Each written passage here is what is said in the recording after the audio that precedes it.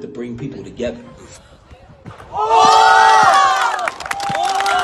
Thank you. That's for all y'all. That's for all the Icelandic homies.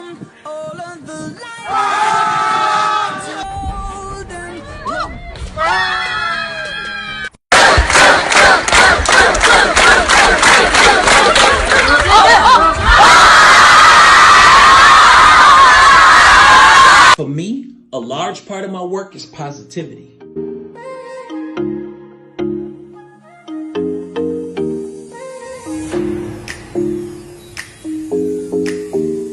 I could be focused on all the negative things in life. Things that were systematically against me. Poverty, lack of education, broken homes. But when you focus on what's possible, not allowing others to define you, your attitude changes.